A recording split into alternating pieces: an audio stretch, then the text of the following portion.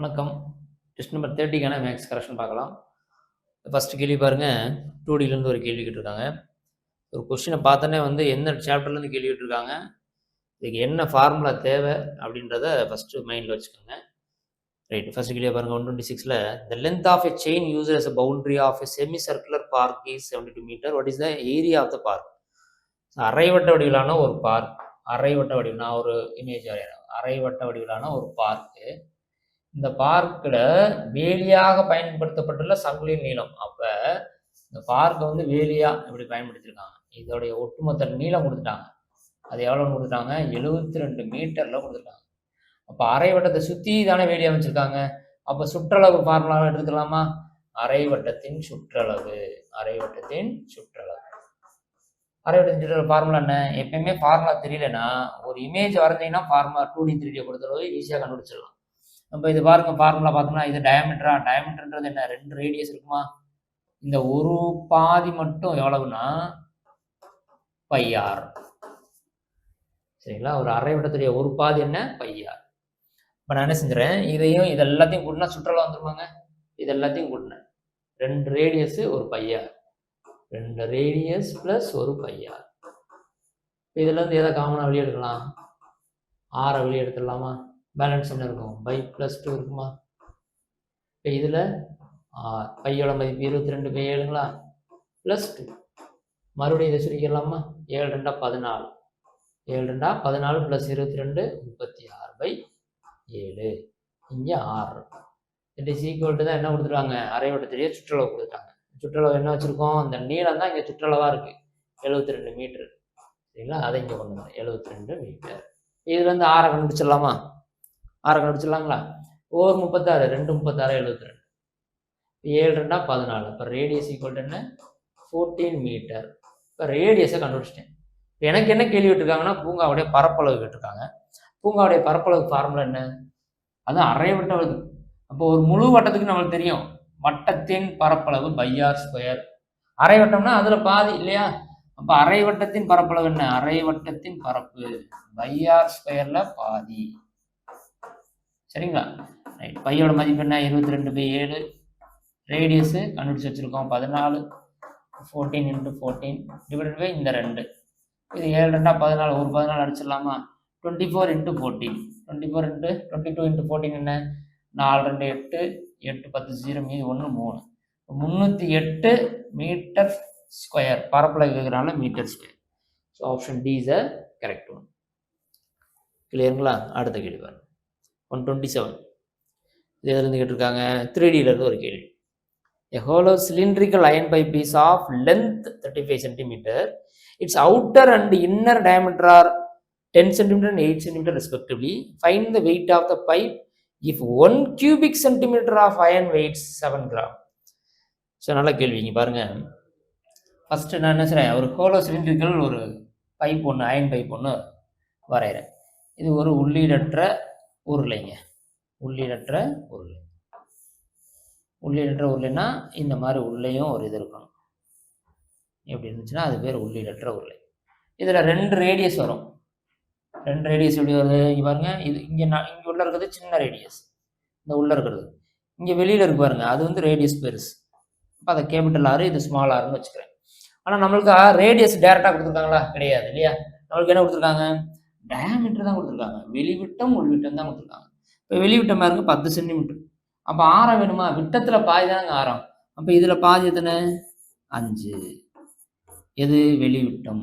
இப்போ வெளி ஆரம் 5ஆக இருக்கும். இப்போ கேபிட்டல் ஆர் ஈக்குவல் டு 5. அதே மாதிரி ஸ்மாலஸ்ட் பாருங்க, இதுலேயும் பாதி, இது டயாமீட்டர், இதில் பாதி எத்தனை? 4. அப்போ இது உள்ளாரம். இப்போ உள்ளாரம் எவ்வளோ இருக்கும்? 4 சென்டிமீட்டராக இருக்கும்.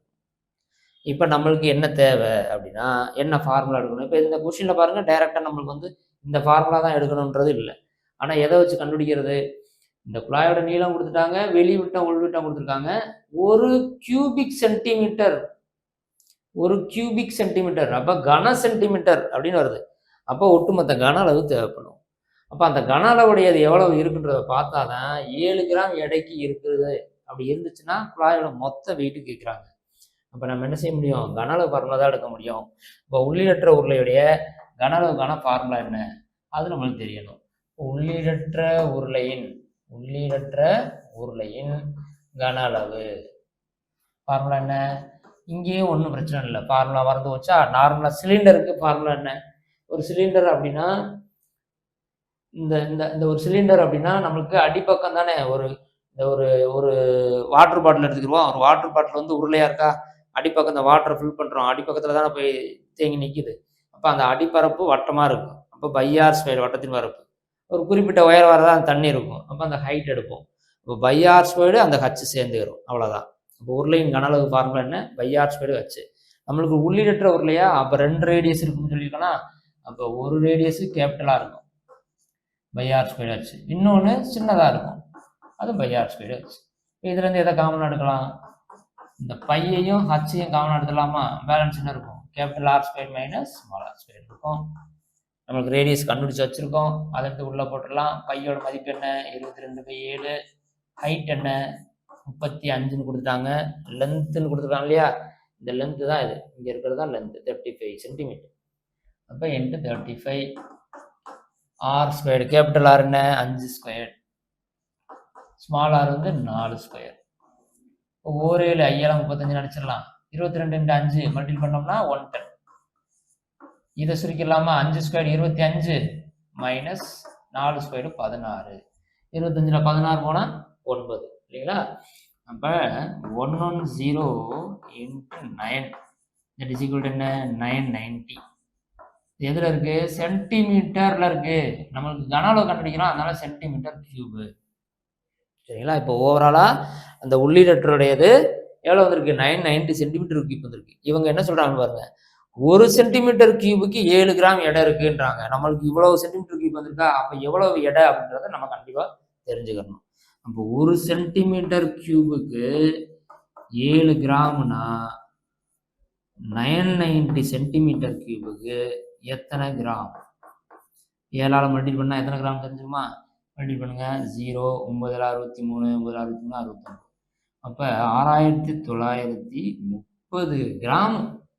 நம்மளுக்கு ஆப்ஷனில் ஃபுல்லாக எப்படி இருக்கு பாருங்க, கிலோவில் இருக்கா? அங்கே கிராமில் நம்மளுக்கு ஆன்சர் வந்துருக்கு. அப்போ கிலோவுக்கு மாற்றலாமா? நம்மளுக்கு தெரியும் 1 கிலோன்றது எத்தனை கிராமுங்க? 1000 கிராம் இல்லையா? 1000 கிராம். அப்போ இதை கிலோவாக மாற்றணும்னா இந்த 1000 கொண்டு வந்து டிவைட் பண்ணிட்டோம்னா கிலோவாக மாறிடுமா? அப்போ இதை 1000ஆல் டிவைட் பண்ணிடுறேன். இது 1000ஆல் டிவைட் பண்ணால் கிலோ 0 0 0. ஒரு 0 அடிச்சிடலாம், மீதி 2 0 தான் இருக்கும். அப்போ 2 நம்பர் தள்ளி புள்ளி வைக்கணும். எப்படி வைக்கணும்? பின்னாடி இருந்து முன்னாடி வைக்கணும். இங்கிட்ட இருந்து 1 2 இங்கே வைக்கணும். இப்போ என்ன ஆன்சர் வரும்? 6.93 kilo. Option A is the correct one. கிளியருங்களா? அடுத்த கேள்வி பாருங்க. 128 சிம்பிளிஃபிகேஷன். அதுவும் எந்த மாதிரி சிம்பிளிஃபிகேஷன்ஸ்? அல்ஜிப்ரிக் சிம்பிளிஃபிகேஷன்ஸ்லேருந்து ஒரு கொஷின்ஸ். ரைட், இது ஈஸியான question. x² - 25 divided by x + 3 divide x + 5 whole square divided by x² - 9. பாருங்க, இந்த ஃபர்ஸ்ட் ஸ்டெப் என்ன பண்ணுறேன்னா x² - 25 இருக்கு இல்லையா, இதை 5² எழுதட்டுமா? 5² 25 வந்துருமா? ஏன் சார் அப்படி எழுதுறோம்? நம்மளுக்கு அப்போ தான் ஃபார்முலாவில் டெரைவ் பண்ண முடியும். இப்போ a² - b² ஃபார்முலேட்டில் வந்துருச்சா? a² - b² என்ன? a + b × a - b. கிளியருங்களா? கீழே இருக்க டேர்ம் x + 3 தான் இருக்கு, அதை அப்படியே வச்சுக்கோங்க. அடுத்து டிவைட். இந்த டிவிஷனை பெருக்கலா மாத்திட்டா கீழே இருக்க நம்பர் மேலே போயிடும், மேலே இருக்க நம்பர் கீழே வந்துடும். நான் இதை இந்த ஸ்டெப்லேயே இங்கே எழுத போகிறேன். எப்பயுமே ஞாபகம் வச்சுக்கோங்க, இந்த நம்பருக்கு பக்கத்தில் டிவிஷன் இருக்கு இல்லையா, இதுக்கு பக்கத்தில் ஒரு டிவிஷன் இருக்கு. எந்த வேணாலும் இப்படி ஒரு நம்பர் இருக்கு, 30 / 3 / 3 9 இப்படி இருக்குன்னு வச்சுக்கோங்க. இதை பெருக்கலா மாத்திட்டா இந்த நம்பர் அப்படியே ஆட்டோமேட்டிக்காக தலையில மாறும். இதை பெருக்கலா மாத்திட்டா அப்படியே இந்த நம்பர் தலையில மாறிடும். இந்த பேஸ் தெரியணும். ஸோ அதன் அடிப்படையில் தான் நான் என்ன சொல்கிறேன், இந்த டிவிஷனை பெருக்கலா மாற்றிட்டா இங்கே இருக்கிறது தலைகீழாக மாறிடும். கீழே இருக்கிறது மேலே, மேலே இருக்கிறது கீழே வரும். ரைட், அப்போ இந்த கீழே இருக்கிறத மேலே போட்டுருக்குமா? இதை எப்படி எழுதுறேன்னா 9 3² எழுதலாமா? அப்போ a² - b² ஃபார்முலா வந்துருமா? அப்போ a + b × a - b இது மேலே எழுத போகிறேன். ஸோ இன்ட்டுன்னு போட்டு a + b × a - b. மேலே இருக்கிறத கீழே ஒன்று வந்துடுறேன். x + 5 whole square அதை கீழே ஒன்று வந்துடுறேன். x + 5 whole square. சரிங்களா? ரிப்பீட் பண்ணுறேன். இங்கே டிவிஷனை இந்த பெருக்கலா மாற்றிட்டேன். அப்படி மாற்றிட்டாவே இங்கே இருக்கிறது ஆட்டோமேட்டிக்காக தலையெல்லாம் மாறிடும். கீழே இருக்கிறது மேலே மேலே கீழே. ரைட், எதாவது கேன்சல் பண்ணலான்னு பாருங்க. x+5யும் இதில் x+5 2 இருக்கா, அதில் 1 அடிச்சிடுறேன். அடுத்து இங்கே x+3யும் இதையும் அடிச்சிடலாமா? பேலன்ஸ் இருக்கிறது தான் ஆன்சர், வேறு எதுவும் அடிக்காது. x-5 × x-3 நியூமரேட்டரில் இருக்கணும் தொகுதியில், கீழே பகுதியில் x+5 மட்டும் இருக்கணும். எங்கே ஆப்ஷன் இருக்கு பாருங்க, ஆப்ஷன் பியில் இருக்கு. கிளியருங்களா? கணக்கு பொறுத்தளவு ரொம்ப நிதானம் அவசியம். அதே டயத்தில் தப்பு இல்லாமல் சில்லி மிஸ்டேக் வராத அளவுக்கு எக்ஸாம் ஹாலில் பார்த்துக்கோங்க. சின்ன சின்ன விஷயங்கள் தான் உங்களுக்கு ரொம்ப மார்க் அதிகப்படுத்தி கொடுக்கும். அடுத்து 129 பாருங்கள், 2Dயிலேருந்து ஒரு கேள்வி தான்.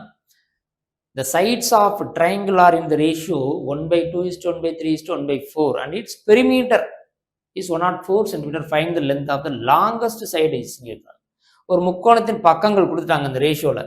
நம்மளுக்கு பாருங்களேன், ரேஷியோவில் பின்னம் இருக்கக்கூடாது. இது பேசிக்காக தெரியும் எல்லாருக்குமே. ரேஷியோவில் இந்த மாதிரி பின்னம் வரக்கூடாது. ஒரு பின்னத்தை ரேஷியோவாக எழுதலாம், ஆனால் ரேஷியோக்குள்ளே பின்னம் இருக்கக்கூடாது. அப்போ என்ன சார் செய்யறதுன்னா, இந்த டினாமினேட்டர் பகுதிக்கு மீச்சியமாக எடுக்கணும், எல்சிஎம் எடுக்கணும். இப்போ இதுக்கு எல்சிஎம் எடுத்துருமா? எல்சிஎம் எடுத்தோம்னா என்ன வரும்? சில பேர் பார்த்தனே எடுத்துடலாம், இல்லை அப்படி எடுக்க தெரியாதவங்களுக்கு தான் நான் இதை போடுறேன். 2, 3, 4க்கு இப்படி போட்டு எடுக்கணும். அப்போ 2 ஃபஸ்ட்டு காமனாக டிவைட் ஆகிற நம்பர் 1, 2, 2, 2, 4, இது 3. இதுக்கப்புறம் காமனாக எதுவும் டிவைட் ஆகாது.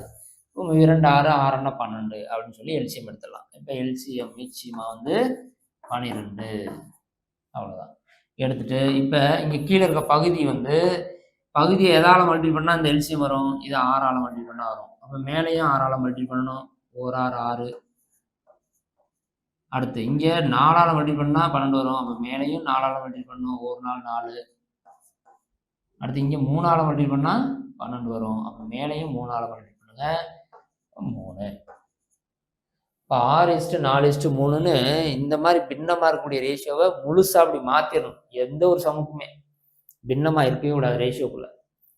ரைட், இப்போ இந்த 3 பார்ட் ஒரு ட்ரையாங்கிள்னு எடுத்துக்கிட்டோம்னா, ட்ரையாங்கிளோட பெரிமீட்டர் கொடுத்தாங்க. ட்ரையாங்கிளோட பெரிமீட்டர்னா இப்போ 3 பக்கம் இருக்கும். இது ஏ, இது பி, இது சி அப்படின்னா இந்த 3 பக்கம் சேர்ந்தால் தான் 104 சென்டிமீட்டர் கொடுத்தாங்க. இந்த 3 பக்கம் தான் நம்மளுக்கு இந்த ரேஷியோவில் இருக்குது. எது? 6:4:3ன்னு சொல்லி ரேஷியோவில் இருக்குது. அப்போ இந்த 3 பக்கம் சேர்ந்து கூட்டுறது தானே இந்த பெரிமீட்டருக்கு ஈக்குவலாக இருக்கும். அப்போ இதெல்லாத்தையும் சேர்த்து கூட்டிடுறேன். 6 4 10 13. 13 பார்ட்டு தான் 104 சென்டிமீட்டர். அப்போ நம்மளுக்கு என்ன கேள்வி கேட்டிருக்காங்க? லாங்கஸ்ட் சைடு தானே இருக்கிறதுலே லாங்கஸ்ட் சைடு இது 6. அப்போ 6 பார்ட்டு எத்தனை சென்டிமீட்டர்? அவ்வளோதான். சரிங்களா? இந்த 3 பார்ட்டு சேர்ந்தது தான் 104 சென்டிமீட்டரு. லாங்கஸ்ட் பார்ட்டு கேட்டிருக்காங்க. ஸோ அப்போ 6 பார்ட்டு எவ்வளோங்க? 1 13, 7 8 13, 6 48 சென்டிமீட்டர். அப்போ இந்த லாங்கஸ்ட் சைடு எவ்வளோ இருந்திருக்கும்? 48 சென்டிமீட்டராக இருந்திருக்கும். கிளியருங்களா? ரைட், அடுத்த கேள்வி 130 பாருங்க. சிம்பிள் இன்ட்ரெஸ்ட் ரிலேட்டடாக ஒரு கொஷின் இருக்கு. The principal amount triple itself at 8% per annum over a certain time. Find the number of years. குறிப்பிட்ட காலத்தில் ஒரு அசலானது 8% 3 மடங்காக அதிகரிக்கிறதுனா ஆண்டுகளின் எண்ணிக்கை என்ன? நம்மளுக்கு இதுக்கு பேசிக்காக ஒரு ரூல் வச்சுருப்போம். என்ன? 2 மடங்கு. 2 மடங்குனா என்ன? ஃபார்முலாலேருந்து தான் அதை டெரைவ் பண்ணிப்போம் நம்ம. NR = 2 மடங்குக்கு. 2 மடங்குக்கு இப்படி தான் தெரிஞ்சு. NR = 100 எடுத்துருப்போமா? ஃபார்முலாலேருந்து தான் அதை சொல்லியிருப்போம், நம்ம கிளாஸில் பார்த்துருப்போம். 3 மடங்காக இருந்தால் என்ன செஞ்சுருப்போம்? NR = 200 எடுப்போம். அதே மாதிரி 4 மடங்குனா 300, 5 மடங்குனா 400. ஒன்று குறைஞ்சிட்டே வரும். இங்கே 2னா 100, 3னா 200, 4னா 300, ஒன்று குறைஞ்சிட்டே வரும். சரிங்களா? இப்போ நம்மளுக்கு 3 மடங்கு கொடுத்துருக்காங்களா? ட்ரிபிள் இட் செல்ஃப்ட்டாங்க. அப்போ 3 மடங்கு எப்படி எடுத்துக்கலாம்? டேரெக்டாக இந்த ஃபார்முலா எடுத்துக்கலாம். இப்போ NRல இந்த 6 கொடுத்துட்டாங்க. இப்போ என்ன தான் வேணும்? இப்போ N × 8% that is equal to 200. அவ்வளோதாங்க. இப்போ என்ன தான் தேவை? 8 அடிச்சிடலாமா? 1 8, 2 8 16, மீதி 4, 5 8 40. அப்போ எத்தனை வருஷம் ஆகும்? 25 வருஷம் ஆகும். Option B is correct. சரிங்களா? மடங்கில் இருக்கிறது ஃபுல்லாகவே இந்த மாதிரி எடுத்து போடலாம். இல்லை ஃபார்முலாவில் போட்டாலும் அதே தான் வரும். நீங்கள் ஃபார்முலா படி போட்டோன்னா சிம்பிள் இன்ட்ரெஸ்ட் PNR/100 இருக்கு இல்லையா, அதை சுருக்கி தான் நம்ம இங்கே வச்சுருக்கோம். ஏன்னா அந்த இன்ட்ரெஸ்ட்டையும் பிரின்சிபலையும் 100ன்னு கன்சிடர் பண்ணும்போது அது கேன்சல் ஆகி பேலன்ஸ் இந்த டேர்ம் தான் நிற்கும். இதெல்லாம் நம்ம கிளாஸ்லேயே சொல்லியிருப்போம். அடுத்த கேள்வி பாருங்கள் 131. the price of an article was first increased by 10% and then again by 10%. If the last increased price be rupees 33, then the original price was கேட்குறாங்க. சரி ரைட், பர்சன்டேஜ்லேருந்து கொடுத்துருக்காங்க. இங்கே ஃபஸ்ட்டு இன்க்ரீஸ் ஆகுது 10%, தென் அகெயின் பை அப்படின்னா என்ன அர்த்தம், மறுபடியும் increase ஆகுது அப்படின்னு சொல்கிறாங்க. இப்போ ரெண்டுமே இன்க்ரீஸ் ஆகுது. இப்போ ஓவராலாக எத்தனை பர்சன்டேஜ் இன்க்ரீஸ் ஆயிருக்குன்னு நம்ம செக் பண்ணிடுவோம். ஓவராலாக எவ்வளோ பர்சன்டேஜ் இன்க்ரீஸ் ஆயிருக்கு? ஃபர்ஸ்ட் இன்க்ரீஸ் அப்படின்னாவே நம்ம என்ன செய்வோம், 100லேருந்து அந்த 10% கூட்டுவோமா, 110%ன்னு எடுக்கலாம்.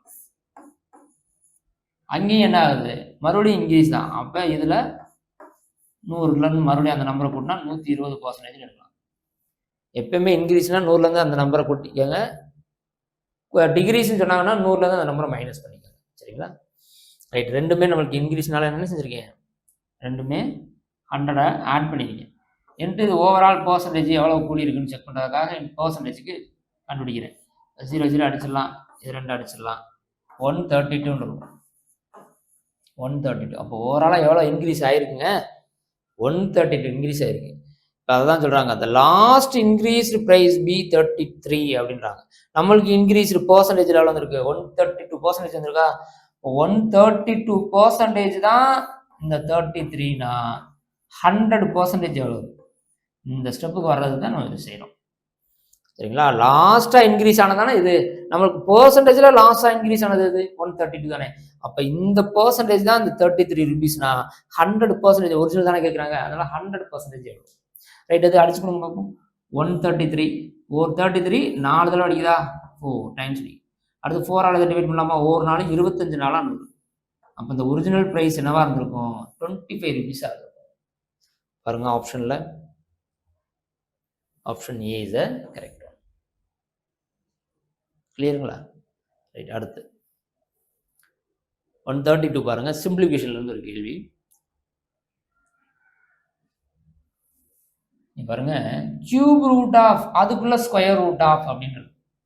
ஸ்கொயர் கியூப் எடுக்கும்போது அந்த டெசிமல் இருக்கிற நம்பர் நிறைய பேருக்கு ஒரு பிரச்சனையாகவே இருக்கு. இந்த டெசிமலை எப்படி ஈஸியாக எடுக்கலாம் அப்படின்னா, ஒன்று டெசிமலை ரிமூவ் பண்ணுங்க. ரிமூவ் எப்படி சார் பண்ணுறதுன்னா, இங்கே எத்தனை நம்பர் தள்ளி புள்ளி இருக்கோ அத்தனை 0வை டிவைட் பண்ணிக்கிறணும். சரிங்களா? இல்லை அப்படின்னா ஸ்கொயர் ரூட்லேருந்து வெளியே வருதுன்னா எத்தனை டெசிமல் தள்ளி இருக்கோ அதில் பாதி டெசிமல் வெளியில் வரும். இப்படி 2 விதமாக செய்யலாம். இப்போ நான் என்ன செய்கிறேன், ஃபஸ்ட்டு ஸ்கொயர் ரூட் தானே உள்ளே இருக்குது, அப்போ இந்த நம்பருக்கு ஸ்கொயர் ரூட் எடுக்கணும். இப்போ எத்தனை நம்பர் தள்ளி டெசிமல் இருக்கு பாருங்க, 3 6 நம்பர் தள்ளி இருக்கா. அப்போ இதோடைய ஆன்சர் எப்படி வெளியே வந்து நிற்கும்னா, புள்ளிக்கு அப்புறம் 3 நம்பர் தான் வரணும், 6ல் பாதி நம்பர் தான் வரணும். சரிங்களா? அப்போ 15625 இந்த நம்பருக்கு ஸ்கொயர் ரூட் எடுக்கணும். ஃபஸ்ட்டு ரூட் எடுக்கிறது ரொம்ப சிம்பிளுங்க, 5ல் முடிகிற நம்பர்லாம் ஈஸியாக எடுத்துடலாம். எப்படி சார் அப்படின்னா, இப்போ இங்கே இருக்க நம்பர் இருக்கு இல்லையா 156, இது எதோடைய ரூட்டுக்குள்ள வந்து நிற்கிது, 12 12 144, 13 13 169. ஸோ அந்த கேபிள் வந்து நிற்கிது. அப்போ நான் என்ன செய்றேன்னா, இப்போ 12க்கும் 13க்கு இடையில தான் இருக்குது. அப்போ இங்கே 5ல் வேற முடியுது.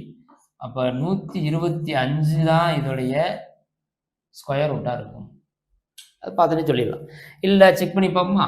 இப்போ 125 ஸ்கொயர் பண்ணுங்க. எப்படி ஸ்கொயர் பண்ணுங்க டக்குன்னு, 5 5 25, 12ஓட 1 கூட்டி 13 12 156, திரும்ப அதே நம்பர் வந்துடும். ஸோ அப்படியும் செக் பண்ணலாம்.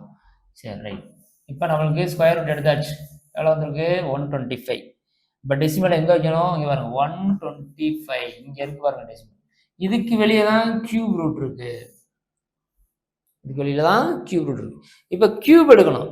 கியூப் எடுத்தா டெசிமல் எப்படி வரும், 3 நம்பர் தள்ளி ஒரு டெசிமல் இருக்கா. அப்போ வெளியில் வரும்போது ஒரே ஒரு நம்பர் தான், இந்த 3ல் 3ஆல் டிவைட் பண்ணால் தெரிஞ்சு போகும். இல்லைன்னா இதை முழுசு அப்படி மாற்றிருப்பேன், 125 டிவைடட் 1000 போடலாமா. 3 0 3 சாங் தள்ளி தானே புள்ளி இருக்கும். இப்படி எழுதினாலும் இப்படி எழுதினாலும் ஒன்று தானே. இப்போ இப்படி போட்டு கியூப் எடுங்க, இன்னும் ஈஸியாக வேலை முடிஞ்சிடும்.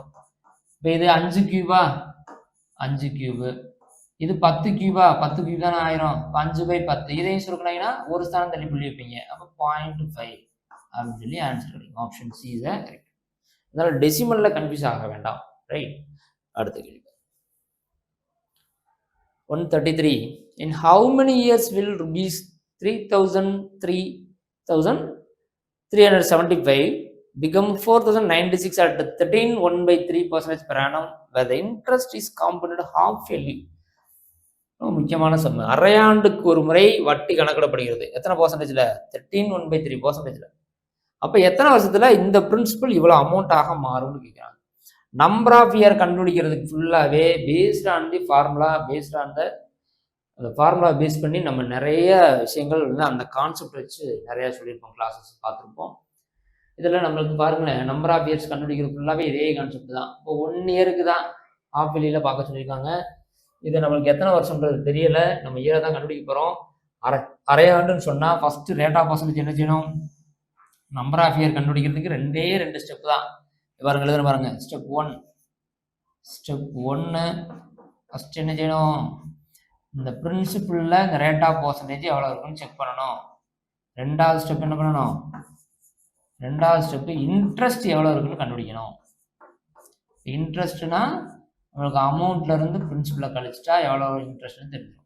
3வது ஸ்டெப் வரும்போது ஆன்சர். நம்பர் ஆஃப் இயரில் எப்படி கேட்டாலும் இப்படி தான். ரைட், இப்போ நான் என்ன செய்கிறேன்னு பாருங்க. ஃபஸ்ட்டு ஸ்டெப் எடுத்துக்கிறேன். பிரின்சிபலில் ரேட் ஆஃப் பர்சன்டேஜ் பார்க்குறேன். இதான ரேட் ஆஃப் பர்சன்டேஜ்.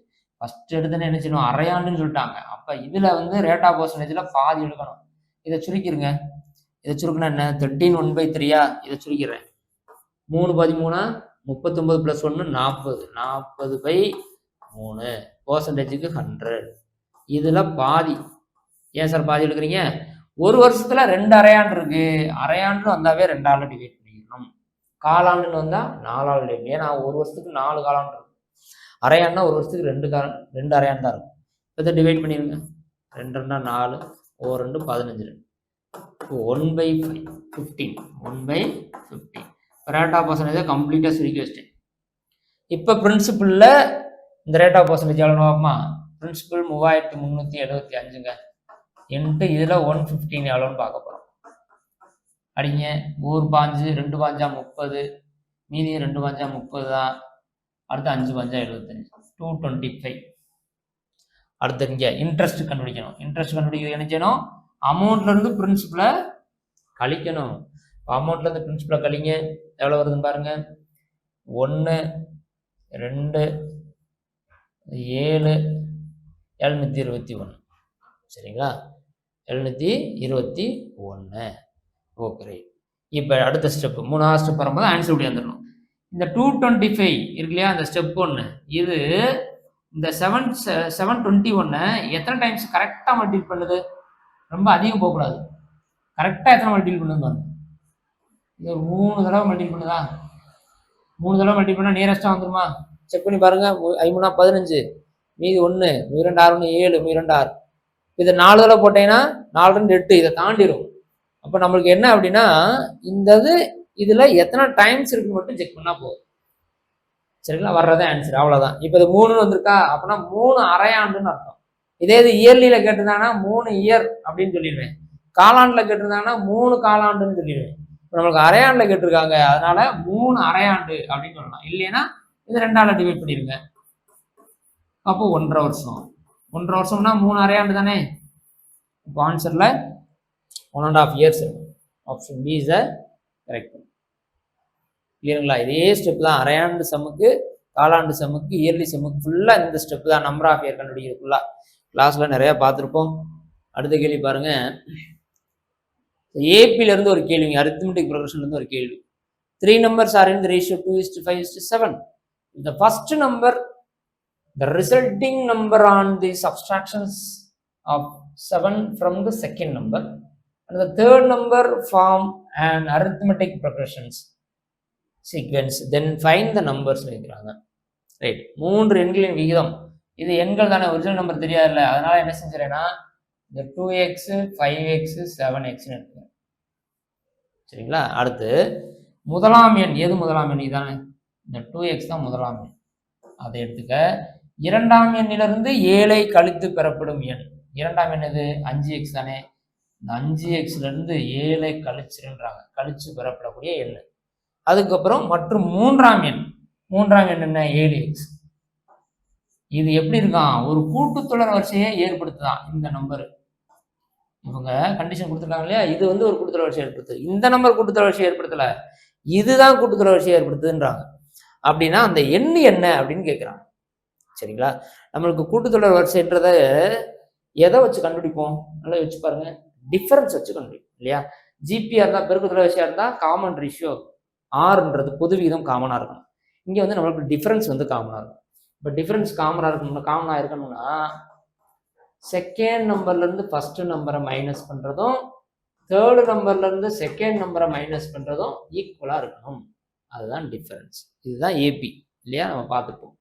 இப்போ அதே மாதிரி தான் இதை செய்ய போகிறோம். இதே ஃபஸ்ட்டு டேர்மு, இது செகண்ட் டேர்மு, இது தேர்ட் டேர்ம். ஸோ ஃபஸ்ட்டு என்ன செய்ய போகிறேன்?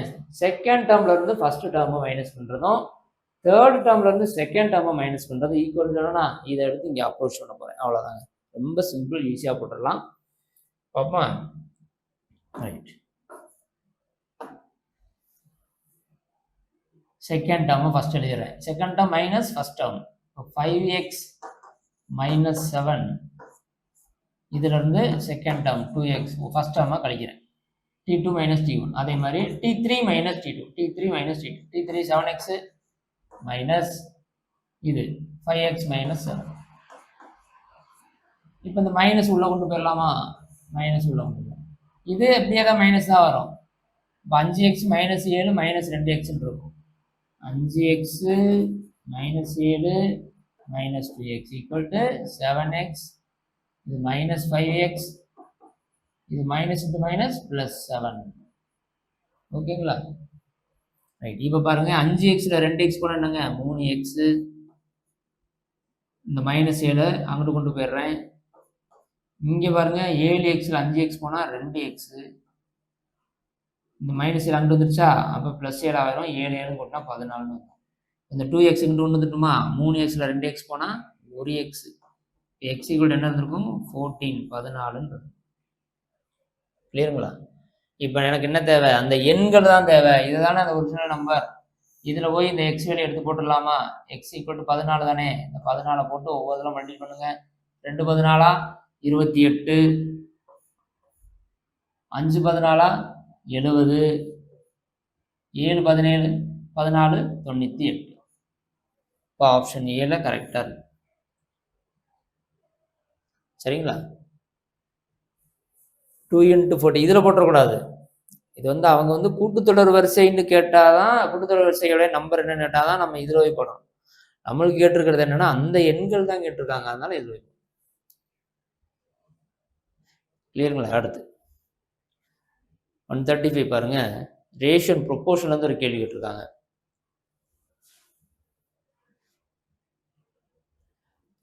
நம்மளுக்கு ப்ரொபோர்ஷன் அப்படின்னாவே ப்ரொபோர்ஷனாலிட்டி லா கண்டிப்பாக நம்மளுக்கு தெரியும் இல்லையா?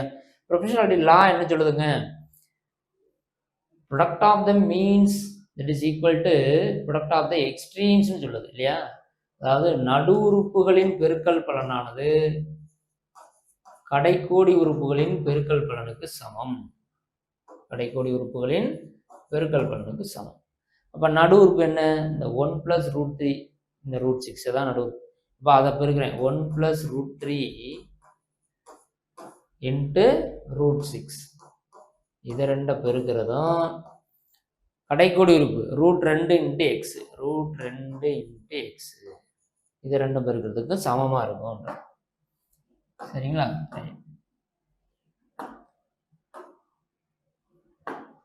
ரைட். இப்போ பெருக்கிடலாமா? இதை இப்படியே கூட டிவைட் பண்ணலாம் ஈஸியாக. இந்த 2ஆல் இதை அப்படியே அடிச்சுக்கலாம். ரூட்டில் இருக்கிற 2ம் ஒரே மாதிரி அடிச்சுக்கலாம்.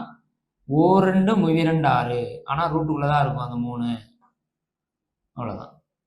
இப்போ எக்ஸ் ஈக்குவல் டு என்ன? √3. இங்கே என்ன இருக்கும்? 1 + √3 இருக்கும்.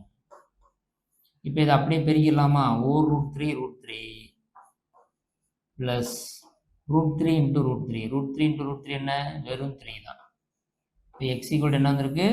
√3 + 3 அல்லது 3 + √3 எப்படி வேணாலும் சொல்லலாம். அப்போ ஆப்ஷன் ஏ தான். எல்லாம் இந்த இடத்துல √3யும் √3 ஹோல் ஸ்கொயர் ஆயிரும். பாருங்க, √3 × √3 என்னன்னா √3 ஸ்கொயர் அப்படி வந்துடும். இந்த ஸ்கொயரும் ரூட்டும் கேன்சல் ஆயிரும். வெறும் 3 மட்டும் இருக்கும். அதுதான் இங்கே கிளியருங்களா? அடுத்து 136 பாருங்க. சிம்பிள் இன்ட்ரெஸ்ட் தான். Logesh invested rupees 10,000 in a bank that pays an interest of 10% per annum. He withdraw the amount after 2 years and 3 months. Find the interest he received. Interest மட்டும் கேட்குறாங்க, எவ்வளோ ரிசீவ் பண்ணியிருப்பாரு அப்படின்னு.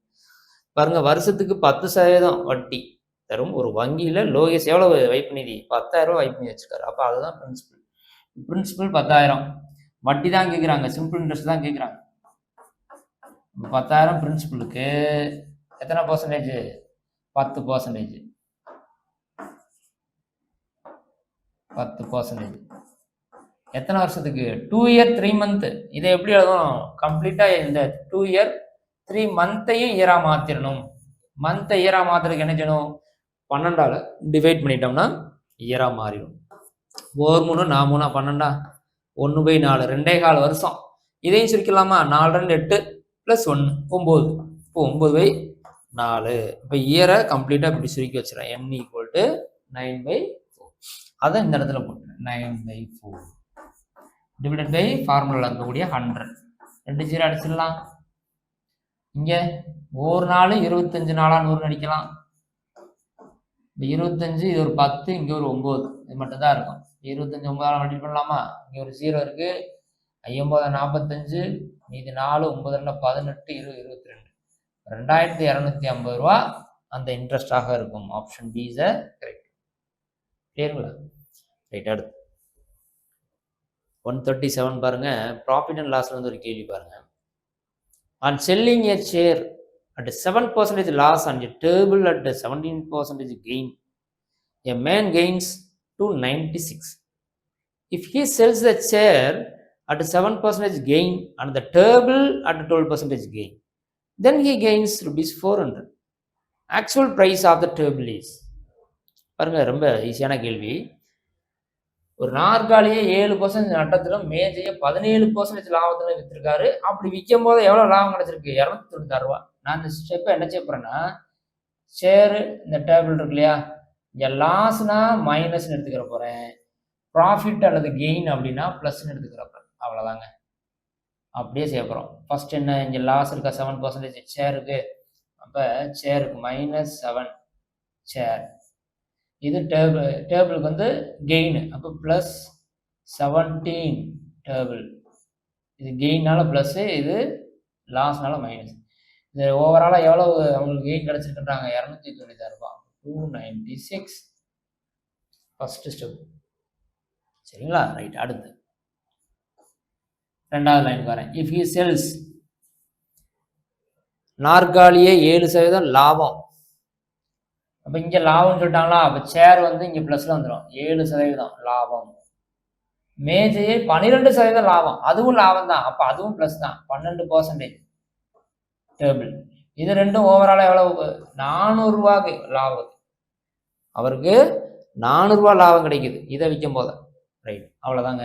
2 ஈக்குவேஷன் மாதிரி இருந்துச்சா? இது equation 1, இது 2ன்னு வச்சுக்கோங்க. இதை அப்படியே ஈக்குவேட் பண்ணுங்க. எதை கேன்சல் பண்ணலாம்? +7c -7c கேன்சல் பண்ணலாமா? அடிச்சு விட்டுருங்க. இதை 2 கூட்டிடலாமா? 29t, டீனா என்னது? டேபிள். இது 2 கூட்டிடலாமா? 696. 29 அடிச்சிடலாமா? டேபிள் = 29. இது 2 டைம்ஸ் இருக்கு 69ல். 2 9 18 58. 2 டைம்ஸ் 58, மீதி 10 11 4 4 36 4 4 டைம்ஸ் அடிக்கும். இப்போ டேபிள் = 24 அப்படின்னு வந்துச்சுங்க. டேபிள் = 24ன்னு வந்து எனக்கு என்ன கேட்டிருக்காங்கன்னு பாருங்க. இந்த ஆக்சுவல் ப்ரைஸ் ஆஃப் த டேபிள்னு கேட்டிருக்காங்க. Actual price of the table. எனக்கு ஒரு டேபிள் உடைய இதுதான் வந்து எனக்கு இங்கே எவ்வளோ வந்திருக்கு? 24ன்னு வந்து. எனக்கு மொத்தமாக மேஜையின் அசல் விலை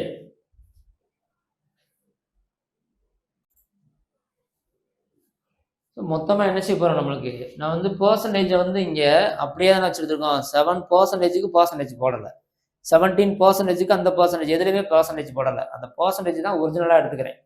அப்போ பர்சன்டேஜ் ஒரிஜினலாக எடுத்துக்கிறதுனால எனக்கு இந்த டேபிள், ஒரு டேபிள் தானே, இந்த ஒரு டேபிளுடைய காஸ்ட் தான் 24 ரூபா. அப்போ 100% தானே ஒரிஜினலு. அப்போ 100% எவ்வளோ இருந்திருக்கும்? 24 × 100 2400 இருக்கும். அப்போ இந்த டேபிளுடைய அசல் விலை என்னவா இருந்திருக்கும்? 2400 இருந்திருக்கும். Option D is the correct one. தான் ஈஸியான மெத்தடு. சரிங்களா? ரைட். அடுத்து 138 வந்து ஒரு ஆவரேஜ் தொடர்பான ஒரு கேள்வி. The mean of 5, 9, x, 17 and 21 is 13. Find the value of x. First ஒரு விஷயம் நம்மளுக்கு தெரியணும். ஆவரேஜ்னாவே நம்ம எப்படி செய்யணும்? Sum of the observation divided by the number of the observation. கூடுதல் டிவைடட் பை எண்ணிக்கை, அதான் ஆவரேஜ் இல்லையா? அப்போ இதில் இருக்கக்கூடியதெல்லாம் மொத்தமாக கூட்டிடுவோமா? 5 + 9 + x + 17 + 21 மொத்தம் எத்தனை நம்பர் இருக்குங்க? 3, 4, 5. அப்போ 5 நம்பர் இருக்கனால 5ஆல் டிவைட் பண்ணி இது எல்லாத்தையும் கூட்டிடுவோமா? 10, 14, 20, 21, 31, 32, 52. 52 + x divided by 5 that is equal to 13. இப்போ அந்த 5 கொண்டு மல்டிபிள் பண்ணிடலாமா? 5 × 65. அப்போ 52 + x that is equal to என்ன? 65. x தான் வேணும். இப்போ 65 - 52 கழிச்சிடலாமா? இப்போ கழிச்சோம்னா 13. இப்போ எக்ஸ் தானே அவங்க கேட்டிருக்காங்க. இப்போ எக்ஸ் ஈக்குவல் என்ன வந்திருக்கும்? 13 வந்திருக்கும். Option B is the correct. கிளியருங்களா? ரைட். அடுத்து ஏஜ்ல இருந்து ஒரு கேள்விங்க. 139 பாருங்க. At present the ratio between the ages of Arun and Deepak is 4:3. After 6 years Arun's age will be 26 years. What is the age of the Deepak at present கேட்டிருக்காங்க. ரொம்ப சிம்பிளான கொஸ்டின். கேள்வியை நீங்கள் நல்லா புரிஞ்சுக்கிட்டீங்க அப்படின்னா ரொம்ப எளிமையாக ஆன்சர் பண்ணலாம். ரைட். இது ஆப்ஷன் வந்தும் போகலாம், இல்லை டைரெக்டாக இந்த ட்ரெடிஷ்னல் மெத்தட்லையும் பண்ணலாம், ரொம்ப ட்ரிக்கியாகவும் பண்ணலாம். ரைட். பாருங்களேன், தற்போது ப்ரெசண்டில் கொடுத்துட்டாங்க. நான் இங்கே எழுதுறேன். ப்ரெசண்டில் 2 பேருடைய ரேஷியோ கொடுத்துருக்காங்க 4:3. 6 வருடங்களுக்கு பிறகு, இது வந்து அருணுடையதுங்க, இது தீபக்குடையதுங்க. 6 வருஷத்துக்கு பின்னாடி, இப்ப இருந்து 6 வருஷத்துக்கு பின்னாடி போயிட்டாங்க. அப்ப ஃபியூச்சர் அப்படின்னு கூட வச்சுக்கலாம். இப்போ ப்ரெசண்ட் 2025 இருக்கும். 6 வருஷத்துக்கு பின்னாடினா எங்க போயிடும்? 2031 போயிடும். சரிங்களா? இப்போ 6 வருஷத்துக்கு பின்னாடி தான் அருணோட வயசு கொடுத்துருக்காங்க. எவ்வளவு கொடுத்துருக்காங்க? 26 வயசு. எப்ப? 6 வருஷத்துக்கு பின்னாடி. தட் மீன் இப்போ 2031 தான் அவர் வயசு எவ்வளவுங்க? 26. அப்போ ப்ரெசன்ட் இப்போ எவ்வளோ வயசு இருந்திருக்கும்? 2031 தான் அவருக்கு 26 வயசுனா இப்போ 6 வருஷத்தை கழிச்சிடலாமா? அப்போ குறைச்சிருங்க. 6 வருஷத்தை குறைச்சோம்னா 20 வயசு வந்துருமா? அப்போ ப்ரெசன்ட்ல எவ்வளோ இருந்திருப்பாரு? 20 வயசு இருந்திருப்பாரு. இந்த ப்ரெசன்ட்ல எவ்வளோ இருந்திருப்பாரு? 20 வயசு இருந்திருப்பாரு. இந்த ப்ரெசன்ட்ல அருணுடைய ஏஜ் தான் 20. அருண் எந்த பார்ட்ல இருக்காரு? எந்த ரேஷியோல இருக்காரு? 4 பார்ட்ல இருக்காரா? அப்ப அந்த 4 பார்ட் இருக்கிறதுல தானே இந்த 20 வயசு இருக்கு. அதனால இப்படி எடுத்துக்கிறேன். 4 பார்ட் தான் 20 வயசுனா, 4 பார்ட் தான் 20 வயசுனா ஒரு பார்ட் எவ்வளவு? 1 4 5 20. ஒரு பார்ட் 5ன்னு கண்டுபிடிச்சிட்டேன். இப்போ எனக்கு யாரை கேள்வி விட்டுருக்காங்க? தீபக்குடைய தற்போதைய. தீபக் எங்க இருக்காருன்னு இவருடைய தற்போதைய எத்தனை? 3 பார்ட். ஒரு பார்ட் 5னா 3 பார்ட் எவ்வளோங்க? 15 வயசா இருக்கும் தீபக்குடையது. Option B is the correct one. இது ரேஷியோ புரிஞ்சு போடுறது. இல்லை ட்ரெடிஷ்னலாக எக்ஸ் வச்சு போடுவாங்க சில பேர். அது இன்னும் ஈஸி தான். 4x 3xன்னு வச்சுக்கணும். இப்போ 4x/3x இந்த ரேஷியோவை இப்படி பின்னமாக எழுதலாம். 6 வருஷத்துக்கு பின்னாடி அருணுடைய வயது. அப்போ அருணுக்கு மட்டும் என்ன செய்யறேன்? 6 வருஷத்துக்கு பின்னாடி வரும். 6 வருஷத்துக்கு பின்னாடி இங்கே ப்ரெசன்ட்லேருந்து பின்னாடி போகுது இல்லையா? அதனால கூட்டுறேன். 6 வருஷத்துக்கு பின்னாடி அருணோட வயசு என்ன? இதை மட்டும் சொல்கிறாங்க. அப்போ இதை நம்ம போகணும்னு கூட இல்லை, இதை மட்டும் எடுக்கிறோம். 6 வருஷத்துக்கு பின்னாடி அருணோட வயசு 26. இப்போ 4x = என்ன ஆகும்? 6 கிட்ட வந்து மைனஸ் ஆயிருமா? இப்போ 20. x = என்ன? 5 வந்துருமா? 3x தானே. x = 5 எடுத்து இதை போட்டோம்னா 3 5 15. அவ்வளோதான். ட்ரெடிஷ்னல் அல்லது இந்தது எப்படி வேணாலும் அப்ரோச் பண்ணலாம். அடுத்த கேள்வி பாருங்க. 140 3Dலேருந்து ஒரு கேள்வி. Slant height of a right circular cone is 10 meter and its height is 8 meter. Find the area of its curved surface. இது ஒரு நேர்வட்ட கூம்பின் சாய் உயரம். பாருங்க, நேர்வட்ட கூம்பு இப்படி இருக்கும். ஒரு நேர்வட்ட கூம்புன்றது இதுதான் ஒரு கூம்பு. இதோடைய சாய் உயரம் எள்ளு தான். இந்த எள்ளு கொடுத்துட்டாங்க. இதுதான் சாய் உயரம் 10 சென்டிமீட்டர் கொடுத்துட்டாங்க. ஹைட் எங்கே இருக்கும்? நடுவில் இருக்கும். இது ஹைட், இது ரேடியஸ். இது ஹைட்டு, இது ரேடியஸ். இந்த ஹைட் எவ்வளோ கொடுத்துட்டாங்க? 8 சென்டிமீட்டர். இப்போ நம்மளுக்கு ஆர் வேணும். இப்போ கூம்பின் வளைவரப்புக்கு ஃபார்முலா வேணும். Curve surface area of a cone. Formula என்ன? Pi r l. அந்த ஆர் கண்டிப்பாக வேணுமா? ஆர் கண்டிப்பாக வேணும் இல்லையா? அப்போ அந்த பிக்சர்லேருந்து இதை மட்டும் நல்லா பாருங்கள். இதை கட் பண்ணி எடுத்தீங்கன்னா இந்த இடத்துல இருக்கக்கூடிய உங்களுக்கு இந்த இமேஜ் எப்படி வருது? இந்த ரைட் ஆங்கிளாக வருதா? ரைட் ஆங்கிளாக வருதா? ஒரு கோனுடைய சென்டரில் கரெக்டாக ஹைட் இருக்கும். ஸோ அந்த ரேடியஸ் நம்ம கண்டுபிடிக்க போகிறோம். அப்போ நம்மளுக்கு இப்படி இருக்க பிக்சர் இந்த மாதிரி இருக்கும். சரி, இது 10, இது 8. இந்த ஆர் வேணும். சரிங்களா? அப்போ நம்மளுக்கு பித்தாரஸ் தேரத்து இப்படி உள்ள வந்துடும். இப்போ எல் ஸ்கொயர் பித்தாரஸ் தேரம் என்ன தெரியுது? கர்ணத்தை ஸ்கொயர் பண்ணுறது இந்த குத்துயரத்தையும் ஆரத்தையும் ஸ்கொயர் பண்ணுறதுக்கு ஈக்குவல், அந்த அடிப்பக்கத்தையும் ஸ்கொயர் பண்ணுறதுக்கு ஈக்குவலாக இருக்கும். இப்போ எல் ஸ்கொயர்ன்றது 10 ஸ்கொயர் 100, ஹச்ன்றது 8, 8 ஸ்கொயர் 64 ப்ளஸ் ஆர் ஸ்கொயர் தான் வேணும். இந்த 64 கொண்டு வந்து கழிச்சிடலாமா? 100ல் 66 போக 36, that is equal to R squared. இப்போ ஆர் ஈக்குவல்னா ரூட் ஆஃப் 36 வந்துருமா? அப்போ 6 6 36 எடுத்துக்கலாம். இப்போ ரேடியஸ் 6 சென்டிமீட்டர்னு எடுத்துருவோம். Radius 6 centimetre.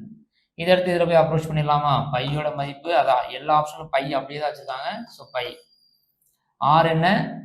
ஆர் வந்து 6 சென்டிமீட்டர். எல் என்ன? எல் வந்து 10 சென்டிமீட்டர். L 10 centimetre. பைத்தார் 60 பைன்னு வருமா? அவ்வளோதான் ஆன்சர். 60 பை சென்டிமீட்டரா மீட்டரா? இங்கே மீட்டரில் தான் கொடுத்துருக்காங்க. எல்லாமே மீட்டர் ஸ்கொயரில் தான் இருக்குது. 60 by metre square. Option C is the correct one. Right. அடுத்து இதுலேருந்து ரீசனிங் தொடர்பான கேள்வி. கீழ்கண்ட வினாக்களில் தனித்து காணப்படும் ஜோடி அல்லது தொகுதியை கண்டறிகின்றாங்க. ஸோ நம்மளுக்கு எடுத்தனே பார்த்தோன்னே என்ன தோணுது பாருங்க? 12 ஸ்கொயர் அப்படின்னு சொல்லிடுவோம். 12 ஸ்கொயர்னா 144, மற்றதெல்லாம் ஸ்கொயரில் இல்லை அப்படின்னு சொல்லிடக்கூடாது. எல்லாமே ஸ்கொயரில் இருந்து ஒன்று மட்டும் ஸ்கொயரில் இல்லை அப்படின்னு சொல்லலாம். ஆனால் இது ஒன்று தான் ஸ்கொயர் இருந்து மற்றது ஸ்கொயர்லன்னு சொல்லக்கூடாது. இப்போ அந்த லாஜிக் தவறாக இருக்கும். வேற எப்படி இது பண்ணியிருக்காங்கன்னு பார்ப்போமா? ரைட். இதில் பாருங்க, ஒரே ஒரு நம்பர் திரும்ப ரிப்பீட் ஆகுது பாருங்க. 12 12ஆல் மல்டிபிள் பண்ணால் 144, 13ஐயும் 12ஆல் மல்டிபிள் பண்ணால் 156, 15ஐயும் 12ஆல் மல்டிபிள் பண்ணால் 180. ஆனால் இங்கே 16 12ஆல் மல்டிபிள் பண்ணால் 176 வராது. என்ன வரும்? 6 12, 6 8 1 9, 192 வரும். அப்போ இந்த நம்பர் தவறாது. ஆப்ஷன் டி தான் என்ன இருக்கு? வேறுபட்டு இருக்கு. சரிங்களா? ரைட். அடுத்து கீழே உள்ள தொடரை நன்றாக கவனித்து கேள்விக்கு பதிலளிக்கவும். சரி. What should come in place of the question mark in the following series based on the below arrangement. இந்த அரேஞ்ச்மெண்ட் எப்படி ஆயிருக்குன்னு பாருங்க. பாருங்க, சிஎம்ஏ எங்க இருக்கு? சிஎம் அடுத்தடுத்து இருக்கு. எம்ஏ ஏ எங்க இருக்கு? ஏ இங்க இருக்கு. ஸோ அப்போ ரைட் சைட்ல இருந்து 2வது இடத்துல. Okay, right. அடுத்து என்னு ஒரு சிம்பிள் இ, என்னு சிம்பிள் அடுத்தடுத்து இருக்கு. ஈன்றது ஸோ இந்த ரைட் சைட்ல இருந்து ஒரு இது விட்டு இங்கே வந்திருக்கு. அடுத்து பாருங்க 2y, 2y இந்த இருக்கு, அடுத்தடுத்து தான் இருக்கு. அப்போ அங்கே 1 விட்டு வந்திருக்கணும். அப்போ 1 விட்டு கரெக்டாக தான் வந்திருக்கு. அடுத்து நம்ம எப்படி எழுதுறது? இந்த கொஸ்டின் மார்க்ல பாருங்க, இடையில 1 இருக்கா? அப்போ இதை 1 விட்டுடலாமா? இதை அப்படியே எழுதலாமா? இதுக்கு அடுத்து இது வரணும். அப்போ இப்படி இருக்கணும். எஸ் இந்த ஏ அப்படின்றதுக்குள்ளது இருக்கணும். இப்படி இருக்கணும். அங்கிட்டு 1 விட்டு இது வந்திருக்கணும். அப்போ இப்படி இருக்கணும். இப்படி இருக்க ஆன்சர் எங்கே இருக்குன்னு பாருங்க. ஆப்ஷன் பியில் இருக்கு. கிளியருங்களா? அடுத்து 143 பாருங்க. An intelligent man carries 3 sacks with 30 mangoes each. As he crosses each toll, he has to give 1 mango for each sack. He crosses 30 tolls. How many mangoes he will have at the end? அதாவது ஒரு புத்திசாலி மனிதன், இது ஏற்கனவே எக்ஸாமில் கேட்ட ஒரு 4ல கேட்ட கேள்வி தான். ஒரு புத்திசாலி மனிதன் மூட்டைக்கு 30 மாம்பழங்கள் வீதம் 3 முட்டைகள் எடுத்து செல்கிறார். அப்போ டோட்டலாக எவ்வளோ இருக்குன்றதை ஃபஸ்ட்டு நம்ம கண்டுபிடிச்சிருவோம். டோட்டல் மேங்கோ, மொத்த மேங்கோ எவ்வளோ இருக்கும்? டோட்டல் மேங்கோஸ் 3 சாக்கு, 3 மூட்டை, ஒரு மூட்டையில் 30, 3 மூட்டையில் 30, 3 மூட்டைக்கு 90 மாம்பழம். 90 மேங்கோஸ். ஒவ்வொரு சாவடி சுங்கச்சாவடியை தாண்டும் பொழுது மூட்டைக்கு ஒரு மாம்பழம் தர வேண்டும். ஒரு மூட்டைக்கு ஒன்று. அப்ப மொத்தம் 30 சுங்கச்சாவடி தான். நான் ஃபர்ஸ்ட் ஒரு 10 டோலுக்கு கரெக்டா ஒன்று எடுத்தா 30 காலியாயிருக்கும். ஏன்னா ஒவ்வொரு மூட்டைக்கு ஒன்று தர்றான், 30 சுங்கச்சாவடி தாண்டணும். தாண்டும் பொழுது அவனிடம் எத்தனை பழங்கள் மீதம் இருக்குன்னு கேட்கிறான். சரிங்களா? ரைட். ஃபர்ஸ்ட் 10 டோல், 10 சுங்கச்சாவடி, ஒவ்வொரு சாக்களையும் ஒன்று எடுத்திருப்பான். அப்போ 3 பழம் லாஸ் ஆகும். சரிங்களா? 3 பழம் லாஸ் ஆகும். Loss 3 mango.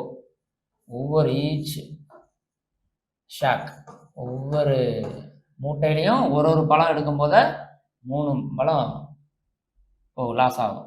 அப்போ நம்மளுக்கு இந்த இடத்துல 10 டோலா, அப்போ 10 × 3 30 மாம்பழம் காலியாயிரும். 30 மாம்பழம் காலியாயிரும். ஒரு மூட்டையில் 30 பழம் இருக்கா? அப்போ இங்கே 30 பழம் காலி ஆச்சுன்னா ஒரு மூடை காலி ஆயிருமா?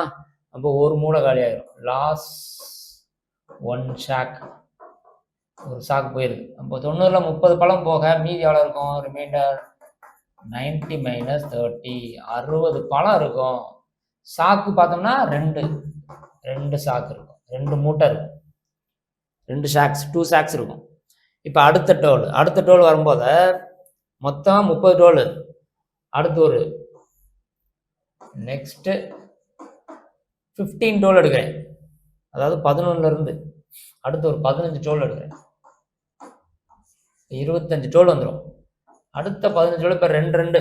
ஏன்னா நமக்கு 15 டோலுக்கு ஒன்று ஒரு மூட்டைக்கு ஒரு பழம் தான் எடுக்கிறோம். ஒரு மூட்டைக்கு ஒரு பழம் எடுக்கும்போது 2 பழம் வந்து லாஸ் ஆகும். இப்போ 2 மேங்கோ லாஸ் ஆகும். ஈச் 1 ஷாக், ஒரு இதுலேருந்து ஒவ்வொன்று தான் எடுக்கிறோம். அப்போ 15க்கு 15 2 30 பழம் காலி ஆயிருமா? அப்போ இங்கே ஒரு சாக்கு போயிருமா? இப்போ இங்கே ஒரு சாக்கு போயிடும். பேலன்ஸ் என்ன இருக்கும்? ரிமைண்டர் பாருங்க, 60 பழத்தில் 30 போயிடுச்சு. இப்போ மீதி 30 தான் இருக்கும். இப்போ ஒரு சாக்கு தான் இருக்கும். மீதி ஒரு சாக்கு தான் இருக்கும். ஞாபகம் வச்சுக்கோங்க. அடுத்து இப்போ லாஸ்ட்டு இன்னும் எத்தனை டோல் இருக்கு? இங்கே 10, அங்கே 15, 25 முடிஞ்சிச்சா? இன்னும் லாஸ்ட் 5 டோல். இந்த லாஸ்ட் 5 டோல ஒரு டோலுக்கு ஒன்று தான் எடுத்துறாங்க. இங்கே கொடுத்துட்டாங்க, ஒரு பழம் தர வேண்டும், மூட்டைக்கு ஒரு பழம் தர வேண்டும். இப்போ இருக்கிறது எனக்கு ஒரு மூட்டை தான் இருக்கு. ஒரு மூட்டைக்கு ஒரு பழம் தான் தந்திருப்பேன். அப்போ 5 டோலுக்கு 5 பழம் தான் தந்திருப்பேன். இப்போ 30ல் 5 பழம் போக மீதி எவ்வளோ இருந்திருக்கும்? 25 பழம் இருக்கும். Option D is the correct one. கிளியருங்களா? அடுத்து 144. Room is called window. Room is called bed, bed is called window, window is called floor, floor is called cooler. And what would a man sleep? ஒரு நபர் எதில் தூங்குவார்? பெட்டில் தூங்குவார். ஒரு நபர் எதில் தூங்குவார்? பெட்டில் தூங்குவார். பெட்ன்றதை எப்படி சொல்றாங்க? பெட் என்பது விண்டோ என்று அழைக்கப்படுகிறது. அப்போ எதை அழைக்கிறாங்களோ அதை தான் எடுத்துக்கணும் ஆன்சரா. Option A is the correct. அடுத்த கேள்வி 145. 8 தளம் கொண்ட ஒரு கட்டிடம் இருக்கு. ராகேஷும் ராமனுடைய வீடுகள் இருக்கு. கட்டிடத்துல கீழ்த்தளம் 1ன்னு வச்சுக்கிறாங்க, மேல் தளத்தை 8ன்னு வச்சுக்கிறாங்க. நான் நம்பர் போட்டுறேன். 1 2 3 4 5 6 7 8. அவன் சொன்ன மாதிரி போட்டாச்சு. ராகேஷுடைய வீடு ராமனின் தளத்திற்கு மேலே ஒட்டியவாறு உள்ளது. அப்ப எப்படி இருக்கு? ராகேஷ் வீடு எப்படி இருக்கு? ராமன் இப்படி இருக்கானா? ராமன் தளத்திற்கு மேல ராகேஷ் இப்படி இருக்காரு. சரிங்களா? ரைட். அடுத்து ஒவ்வொரு நாளும் ராமன் தன் மகனை அருகில் உள்ள பள்ளியில் சேர்க்க 3 தளங்கள் கீழே செல்ல வேண்டும். 3 தளங்கள் கீழே போகணுமா? அப்ப இவன் ராமன் எத்தனாவது ஃப்ளோர்ல இருந்திருப்பான்? 4வது மாடியில இருந்தாதான் 3 மாடி கீழே இல்லையா? அப்ப 4வது ஃப்ளோர்ல யார் இருக்கா? ராமன் இருக்காரு. 4வது ஃப்ளோர்ல ராமன் இருக்காரு. ராமனுக்கு மேல யார் இருக்கா? ஒட்டியவாறு ராகேஷ் இருக்காரு. இப்ப கேள்வி என்ன? ராகேஷ் எந்த தளத்தில் வசிக்கிறார்? அழகா சொல்லிடலாம், 5வது தளத்தில் வசிக்கிறார். Option D is correct one. கிளியருங்களா? அடுத்து சரி, மிஸ்ஸிங் நம்பர்ல இருந்து ஒரு கேள்வி. ரைட். என்ன ஃபார்மேட்ல கொடுத்துருக்காங்க? இப்போ நம்மளை இப்படி எடுத்தனே என்ன செய்வாங்க, எடுத்தனே இப்போ 6 3 18 இது எல்லாத்தையும் இது பண்ணி பார்த்தோம்னாலும் வரல. ஸோ அந்த நிறைய லாஜிக் வரல. செக் பண்ணி பாருங்க. 6 நாங்க 24 2 6 வரல. 6 18 4 2 8 அதுவும் வரல. இப்போ என்ன இருக்கும்? இப்போ ஒரே ஒரு லாஜிக் தான் இந்த இடத்துல செட் ஆகும். சரி, என்ன லாஜிக் செட் ஆகுது? இதையும் ஸ்கொயர் பண்ணிடுவோம். 6 ஸ்கொயர் 3 ஸ்கொயர் 6 ஸ்கொயர் 3 ஸ்கொயர் இந்த ரெண்டையும் என்ன செஞ்சிடறேன், கூட்டிடுறேன். ஆட் பண்ணுங்க. 6 ஸ்கொயர் 36, 3 ஸ்கொயர் 9, ரெண்டையும் கூட்டினா 45. அதே மாதிரி 4 ஸ்கொயர்டு 2 ஸ்கொயர் இதை ரெண்டையும் கூட்டிடுங்க. 4 அங்கே 16, 2 2 4, இது ரெண்டையும் கூட்டினா 20. இப்போ இந்த அடிஷனையும் இந்த அடிஷனையும் டிஃபரன்ஸ் தான் நடுவில் இருக்கு. 45 minus 20 that is equal to தான் 25 நடுவில் இருக்கு. கிளியருங்களா? ஓகேங்களா? இப்போ அதே மாதிரி இதுவும் பாருங்க, இருக்கான்னு செக் பண்ணிடுவோமா? 11 ஸ்கொயர் 121, 7 ஸ்கொயர் 49, ரெண்டையும் கூட்டினா ஒரு 170. அதே மாதிரி 6 ஸ்கொயர்டு 8 ஸ்கொயர் 36, 8 8 64, இது ரெண்டையும் கூட்டினா 70 100. அப்போ இதை ரெண்டையும் மைனஸ் பண்ணுங்க. 170ல் 100 போக 70 வந்துட்டா. அதே மாதிரி இங்கே கொஸ்டின் மார்க் இருக்கு. இப்போ இதை 2 ஸ்கொயர் பண்ணிடுவோம். 4 squared plus 1 squared 4 squared 16 plus 1 squared 1 தான் 17. இங்கே 5 ஸ்கொயர்டு, இங்கே எத்தனையோ ஸ்கொயர்டு வரணும் தெரியல, நடுவில் மைனஸ் 12ன்னு கொடுத்துருக்காங்க. அப்போ இந்த நம்பரையும் இதை ரெண்டையும் கூட்டி வரக்கூடியதை தான் நம்ம மைனஸ் பண்ணுவோம் இல்லையா? இப்போ 17, இது என்ன 5 ஸ்கொயர் 25, இது எக்ஸ் ஸ்கொயர்னே வச்சுக்கிறேன். எக்ஸ் ஸ்கொயர் ப்ளஸ் 25, இங்கே 17, இது ரெண்டையும் தானே கழிப்போம். எல்லாத்திலும் அப்படி தான் கழிச்சிருக்கோம் பாருங்க. இது ரெண்டையும் கழிங்க. மைனஸ் மைனஸ் இப்படி உள்ளே போயிருமா? தட் இஸ் ஈக்குவல் டு தான் நடுவில் இருக்கக்கூடிய நம்பர் வரணும் இல்லையா? அப்போ இப்படி ஸ்டெப் எழுதுறேன். 17 minus X square minus 25 equal to minus 12. சரிங்களா? Minus X minus 25. இப்போ இதை அங்கிட்டு கொண்டு போயிட்டுமா? எக்ஸ் ஸ்கொயர் ப்ளஸில் மைனஸில் இருக்கிறத இங்கிட்டு கொண்டு வந்துடுறேன். ப்ளஸில் மைனஸ் பண்ணிட்டு இங்கிட்டு கொண்டு வந்துடுறேன். இப்போ இங்கே 17 மைனஸ் 25 எவ்வளோ ஆச்சு? 17 மைனஸ் 25, 17 மைனஸ் 25 இது ஒரு 8 மைனஸ் 8. இந்த 12 இங்கிட்டு கொண்டு வந்துட்டுமா? ப்ளஸ் 12 மைனஸ் 12 இங்கிட்டு வந்தால் ப்ளஸ் 12. இதுலேருந்து இதை கழிச்சா 4. X squared equal to 4. அப்போ எக்ஸ் ஈக்குவல் டு என்னங்க? Root of 4 2 2 4. X equal to 2ன்னு வரணும். அப்போ இந்த இடத்துல என்ன வந்திருக்கணும்? 2ன்னு வந்திருக்கணும். Option B is correct. இல்லைங்களா? ஸோ இந்த லாஜிக்கை கொண்டு வந்திருக்காங்க. ரைட். அடுத்து wax is to wane as zenith is to அப்படின்னு இருக்கு. அதாவது வளர்தல் என்பது குறைதலுடன் தொடர்புடையது. இது பாருங்க, வளர்தல் அப்படின்னு இருக்கு, இதுக்கு ஆப்போசிட்டா இருக்கு பாருங்க, குறைதல்னு. வளர்றதுக்கு ஆப்போசிட்டா குறைதல். அதே மாதிரி உச்சநிலைக்கு ஆப்போசிட் என்ன? தாழ்வு நிலை. நதிர் தாழ்வு நிலை. Option C. அடுத்து ரிவர் ஆல்வேஸ் ஹேஸ், ஒரு ஆற்றில் எப்போதும் இருப்பது என்ன? ஆற்றங்கரைகள், பேங்க்ஸ். ஒரு ஆற்றில் எப்பயுமே இருக்கிறது என்ன? அந்த கரை இருக்கும். ஆறுன்னு வந்துட்டாவே கரை இருக்கும். மற்றது இருக்குதோ இல்லையா, ஆறுன்னு வந்துட்டா என்ன இருக்கும்? கண்டிப்பா கரை. இது 149. Examine the following relationship among members of a family of 6 persons A, B, C, D, E, F. Right. First இந்த டேட்டாவை ஃபுல்லாக என்ன சொல்கிறாங்கன்னு அண்டர்ஸ்டாண்ட் பண்ணாதான் நம்மளால் இவங்க கொடுத்துருக்கிறதுக்கு ஆன்சர் பண்ண முடியும். ரைட். இங்கே பார்ப்போமா? The number of males equal to the females. ஆண்கள் எவ்வளோ இருக்காங்களோ அதே எண்ணிக்கையில் ஃபீமேலும் இருக்காங்களாம். அடுத்து A and E are son of F. எஃப்வுடைய மகன்களில் 2 பேர் இருக்காங்க, ஏயும் ஈயும். எஃப்வுடைய மகங்க இப்போ 2 பேருமே என்ன? ஆண்கள் தான். சன்ஸ் ஆஃப் எஃப், எஃப்வுடைய மகன்கள். கீழே தமிழில் இருக்கு. ஏ மற்றும் இ என்பவர்கள் எஃப்பின் மகன்கள். சரி, அடுத்து பாருங்க. D is the mother of 2, 1 boy and 1 girl. D வந்து அம்மா யாருக்கு? ஒரு பாய்க்கும் ஒரு கேர்ளுக்கும். இப்போ D is the mother of 1 boy 1 girl. ஒரு ஆண் ஒரு பெண். ஒரு ஆண் ஒரு பெண். சரி, அது அப்படியே இருக்கட்டும். அடுத்து நீங்க தமிழ்ல இருக்கு. டி என்பவர் ஒரு மகன் மற்றும் ஒரு மகள் ஆகிய இருவருக்கும் தாய். அடுத்து ஏயின் மகன் B. B is the son of A. B is the son of A. A உடைய சன் யாரு? பி. இது ஒரு ஆண். ஓகே. அடுத்து there is a only one married couple in the family at present. பாருங்க, தற்பொழுது குடும்பத்தில் ஒரே ஒரு திருமணமான ஜோடி உள்ளது. ஒரே ஒரு திருமணமான ஜோடி உள்ளது. இப்ப கண்டிஷன்ஸ் கொடுத்துட்டாங்க. இப்ப கேள்வி போகும். which one of the following inference can be drawn from the above? இதுல ரெண்டு கண்டிஷன்ஸ் நம்மளுக்கு கரெக்டா மேட்ச் பண்ணணும். ஆணோட எண்ணிக்கையும் பெண்ணோட எண்ணிக்கையும் சமம்னு சொல்லிட்டாங்களா? இப்ப ஆண்கள்ல இங்க எத்தனை இருக்கு பாருங்க. 1 2 3 பேருக்கு கொண்டு வந்துட்டோம். சரி, ஓகே. 1 2 3 பேர் கரெக்டா லெட்டர் வச்சிட்டோம். எந்த லெட்டர் இன்னும் போடாம வச்சிருக்கோம்? ஏ பி சி போடல.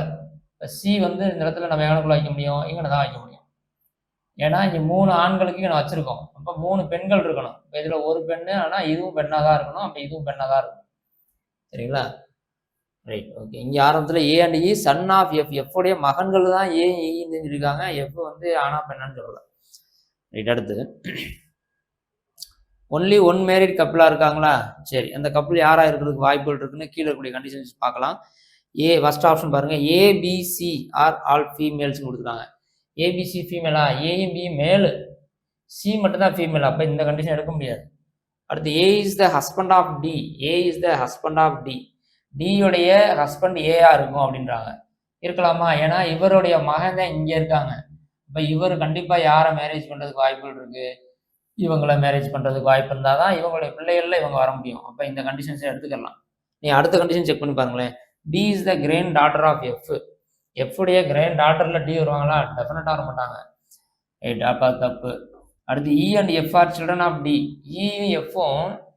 இயும் எஃப்பும் போய் சில்ட்ரனா வருவாங்களா? இவங்களுக்கு இல்லை, வர வாய்ப்பே இல்லை.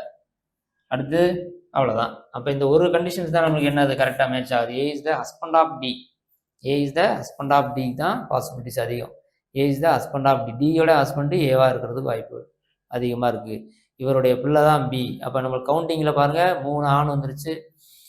இப்ப இந்த இடத்துல தான் இந்த பின்றது இங்க இருக்கா? இந்த பி தான் இந்த இடத்துல இருந்திருக்கணும்.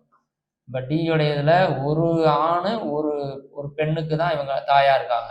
அதன் அடிப்படையில இந்த பி உள்ள வந்துடும். இந்த நம்மளுக்கு ஏற்கனவே பி வந்து இங்க பிளஸ் தானே போட்டிருக்கோம், ஆண் தானே போட்டிருக்கோம். அந்த பி இங்கே தானே இருக்கிறதுக்கு வாய்ப்புகள் இருக்கு. அதனாலதான் இவங்களையும் ஹஸ்பண்ட் ஒய்ஃபா தான் இருக்கணும். அப்படின்னா தான் இவங்க பிள்ளைகளா இவங்க இருக்க முடியும். சரிங்களா? அந்த கண்டிஷனை புரிஞ்சாதான் உங்களால ஆன்சர் பண்ண முடியும். ரைட், அடுத்து option B is the correct one. The last 115th question. 2 positions of a dice are shown. When 4 is at the bottom, 4 வந்து அடிப்பக்கத்தில் இருக்கு. What number will be on the top? அப்போ டாப்ல என்ன இருக்கும்? ரொம்ப சிம்பிள். இதில் 4 மட்டும் தானே மிஸ் ஆயிருக்கு. இப்போ 4 மட்டும் தான் மிஸ் ஆயிருக்குன்னா எந்த நம்பர் 2 தடவை வந்திருக்கோ அதுதான் அதோடைய மேல் பக்கமாக இருக்கும். எது 2 தடவை வந்திருக்குன்னா இந்த நம்பர் தான். 1 தான் திரும்ப 2 தடவை வந்திருக்கு. அப்போ 4உடைய எதிர்பக்கமாக எது இருக்கும்? 1 இருக்கும். Option A is the correct one. சரிங்களா? ஸோ தேர்வில் வெற்றி பெற அனைவருக்கும் வாழ்த்துக்கள். தேங்க்யூ.